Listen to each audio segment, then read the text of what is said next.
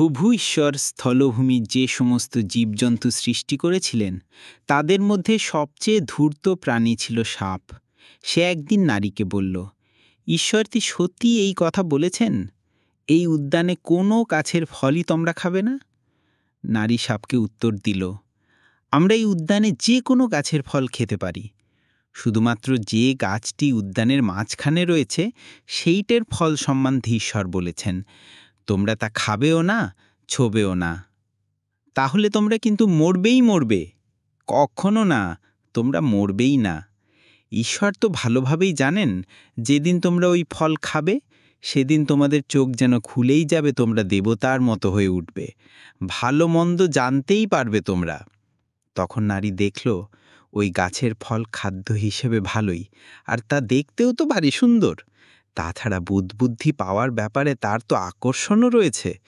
তাই সে তখন গাছ থেকে কয়েকটি ফল পেড়ে নিয়ে নিজে খেলো, পাশে দাঁড়ানো তার স্বামীকেও দিল, আর সেও তা খেয়ে নিল। আর তখন তাদের দুজনেরই চোখ খুলে গেল। তাদের হঠাৎ খেয়াল হলো যে তারা উলঙ্গ। তারা স্বামী স্ত্রী দুজনেই তখন উদ্যানের গাছপালার মধ্যে প্রভু ঈশ্বরের দৃষ্টির আড়ালে গিয়ে লুকিয়ে পড়ল। তখন প্রভু ঈশ্বর সেই মানুষকে ডেকে বললেন, আদম, কোথায় তুমি? সে উত্তর দিল, উদ্যানে তোমার পায়ের শব্দ শুনে আমার ভয় হলো, আমি যে উলঙ্গ। তুমি যে উলঙ্গ সে কথাকেই বা তোমাকে জানালো? যে গাছের ফল আমি তোমাকে খেতে বারণ করেছিলাম তুমি কি তাহলে তার ফল খেয়েছ? এ তুমি কি করলে নারী? উত্তর দিলে, যে আমায় ভুলিয়ে দিল আর আমিও খেয়ে নিলাম। তখন প্রভু ঈশ্বর সাপকে বললেন, এই কাজ করেছ বলে সমস্ত গবাদি পশু ও স্থলভূমির সমস্ত জীবজন্তুর মধ্যে তুমি অভিশপ্ত হয়ে থাকবে। যতদিন বেঁচে থাকবে ততদিন বুকে ভর দিয়েই চলবে, তুমি ধুলো খেয়েই থাকতে হবে তোমায়। তোমার ও নারীর মধ্যে তোমার বংশ ও তার বংশের মধ্যে আমি এক শত্রুতা জাগিয়ে তুলব। তার বংশের মানুষ তোমার মাথায় আঘাত আনবে, আর তুমি তাদের পায়ের গোড়ালিতে ছোবল মারবে। এবার নারীকে তিনি বললেন, আমি তোমার মধ্যে জাগিয়ে তুলব তীব্র গর্ভযন্ত্রণা। যন্ত্রণার মধ্যেই সন্তানের জন্ম দেবে তুমি। মনে মনে তুমি স্বামীকে পেতে চাইবে, অথচ সেই স্বামী তোমার উপর প্রভুত্ব করবে।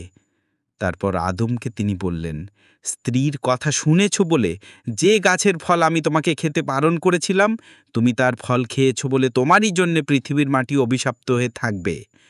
যতদিন বেঁচে থাকবে ততদিন তোমাকে কষ্ট করেই তার মুখ থেকে তোমার খাবার জোগাড় করে নিতে হবে।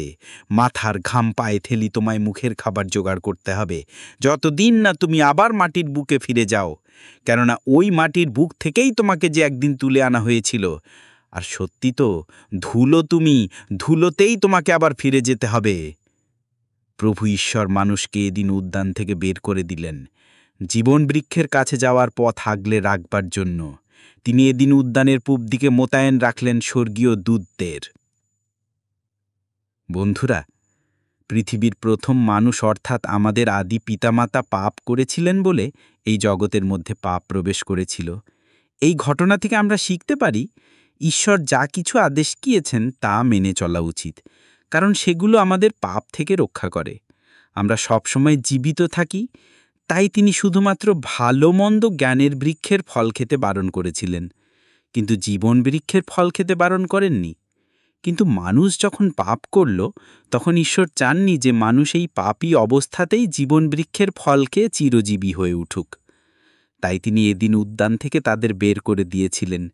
কিন্তু এভাবেই ঈশ্বর আমাদের ছেড়ে দেননি। তিনি তার একমাত্র পুত্রকে এই জগতে পাঠিয়েছিলেন, যিনি আমাদের সমস্ত পাপের জন্য নিজেকে বলিরূপে ঈশ্বরের কাছে উৎসর্গ করেছেন।